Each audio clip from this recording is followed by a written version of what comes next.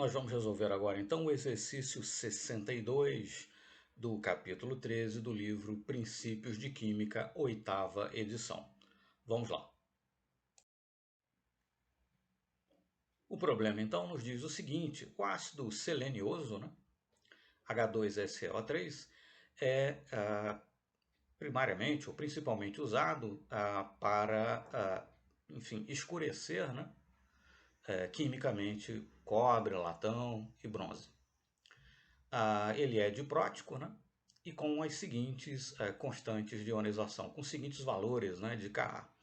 2,7 vezes 10 a menos 3 é Ka1 e 5 vezes 10 a menos 8 é o valor de Ka2. Pergunta-se então, qual é o pH de uma solução 2,89 molar de ácido selenioso e estime as concentrações do íon, né, HSO3-, aquele que resulta, né, após o primeiro processo de ionização, após a perda do primeiro hidrogênio ácido, e estime também a concentração do íon SeO3-2, né, aquele que resulta após, né, a ocorrência do segundo processo de ionização. Né. Então, nas equações aí em azul, né, nós ilustramos justamente isso. Né. O ácido, há um primeiro processo de ionização, íon H+ é liberado e o íon HSO3-, esse é o Ka1, e depois então esse íon libera por sua vez íon H+, e também o íon SeO3-2, esse é Ka2. Mas vejamos, rigorosamente falando, né, nós precisaríamos saber qual o número de mol de íons H+ liberados aí no primeiro processo de ionização, qual o número de mols liberados no segundo processo, ou na segunda etapa de ionização, somar tudo isso, ter a concentração total de íons H+, para então calcularmos o pH. Mas o que acontece? A primeira constante de ionização é da ordem de 10 a menos 3. A segunda constante de ionização é da ordem de 10 a menos 8. Moral da história, né? Há uma diferença aí de 10 à quinta, né? Um seguido de 5 zeros, 100 mil. Né? A segunda constante de ionização é cerca de 100 mil vezes menor do que a primeira. Então, muito embora o ácido, né, nesse caso, seja um ácido diprótico, nós podemos muito bem tratá-los como se fosse um ácido monoprótico, porque os valores das constantes de ionização, ou antes, a diferença, né, da ordem de 10 à quinta que existe entre a primeira constante de ionização e a segunda, nos deixa antever que o número total de mols de íons H+ liberados em solução por conta do segundo processo de ionização é muito pequeno em relação ao que é liberado na primeira etapa.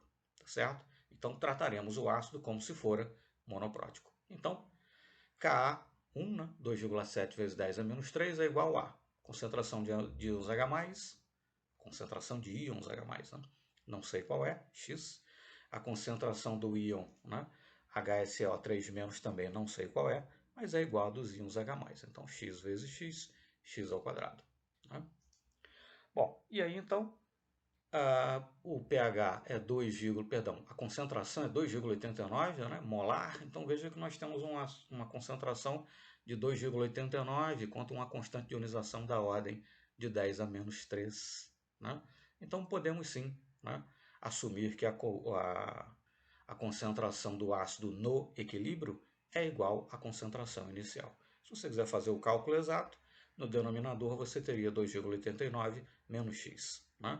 Mas nesse caso a diferença é realmente absolutamente desprezível. Mas enfim, tomaremos então a concentração no equilíbrio como sendo igual à concentração inicial, 2,89 molar. Com isso então, calculamos uma concentração de H+ igual a 0,0883 mol por litro e um pH igual a 1,054. Né? A resposta que aparece aí no canto inferior direito, em letras menores, é do próprio livro, né, do gabarito oficial aí do livro. Tá certo? Enfim, expressamos aí com 3 casos, o autor optou por expressar com 2 casas decimais, 1,05 é o valor do pH. E no caso, a concentração do íon HSO3- é igual à concentração de íons H+, né? 0,0883, né? Ou, expressando apenas com 3 casas decimais após a vírgula, como fez o autor, 0,088 mol por litro. Tá certo? Então agora nos resta determinar qual é a concentração do íon selenioso, né? SeO3-2. Vamos lá então, essa será a próxima e última etapa. Bom, o íon SeO3-2, do qual nós desejamos estimar a concentração, né, é liberado na segunda etapa, no segundo processo de ionização. Então, nós vamos utilizar Ka2. Né? Então, Ka2, 5 vezes 10 a menos 8 é igual à concentração de íons H+, que multiplica a concentração de íons SO3-2, dividido pela concentração do íon HSeO3-. Né? Bom, nós vimos na etapa anterior que a concentração de íons H+, por conta da primeira etapa de ionização, é igual a 0,0883 mol por litro. Né? Então, a concentração em Ka2, ou enfim, a concentração na segunda etapa, né, por conta da segunda etapa de ionização, será essa concentração que já havia no meio, mais X. X é a concentração de íons H+, liberados aí, na segunda etapa de ionização. Né?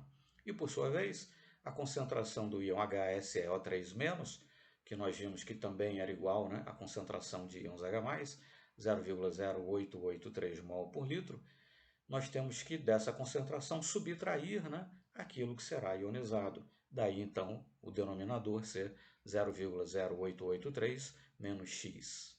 Né? Bom, acontece que a segunda etapa de ionização, enfim, o Ka2, né, a constante de ionização associada à segunda etapa, o segundo processo de ionização, o Ka2 é da ordem de 10 a menos 8, enquanto o Ka1 era da ordem de 10 a menos 3, né?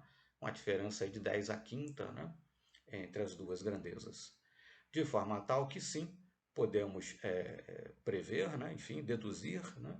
Que X, né? será muito menor do que 0,0883, enfim, né? 883 vezes 10 a menos 2. Né? O x será menor, bem menor, né?